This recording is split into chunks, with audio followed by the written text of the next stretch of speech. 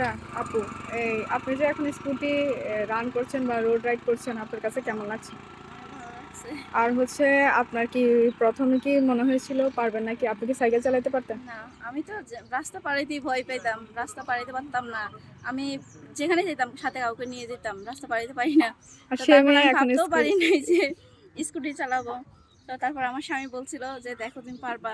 মানে আমাকে সাহস দেয়। প্রতিদিন আসার সময় আমাকে সাহস দেয় কিন্তু। এখন আমাকে অনেকবার বয়স দিচ্ছে, সাহস দিতেছে জি। যে, "তুমি পারবা, পারবা।" বলতে, বলতে ভাইয়াকে মানে একটু অনেক সাহস ধন্যবাদ। বাড়ছে। জি। মানে আপনার ভাই যদি না থাকতো মানে আমার পক্ষে সম্ভব ছিল না। কারণ পরিবার থেকেও এরকম দেয় না সাপোর্ট দেয় নাই। মেয়েদেরকে।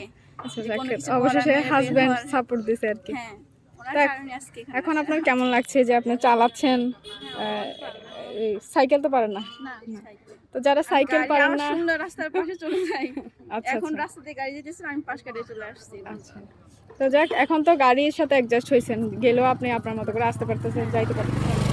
তো এখন যারা মানে ভয় পাচ্ছে, যারা মানে সাইকেল পারে না তাদের উদ্দেশ্যে কি বলবেন? তারা কি আসবে কিনা? হ্যাঁ, অবশ্যই আসবে। কারণ আপনার মতো মানুষ থাকলে তো সব কাজই সম্ভব। কারণ যে মেয়ে আমি রাস্তা পার হইতে ভয় পাই, তাকে আপনি শিখাইছেন, এখানে সবাই পারবে। ইনশাআল্লাহ, ইনশাআল্লাহ। আসলে আল্লাহর ইচ্ছা সব চেষ্টা করলে আমি তো চেষ্টা করলে। সাপোর্ট হিসেবে আছি। আপনাদের চেষ্টা না থাকলে হয়তো হইতো না। মেইন ফোকাসটা হচ্ছে নিজের কনফিডেন্স থাকা লাগবে। নিজের সাহস থাকা লাগবে। তাহলে সবাই শিখতে পারবে। এখানে কোনো কিছু মানে অজুহাত দিয়ে লাভ নাই। মানে শিখতে চাইলেই আসলে শিখতে পারবে, তাই না? হ্যাঁ, সবাই পারবে। ঠিক আছে। থ্যাংক ইউ আপু।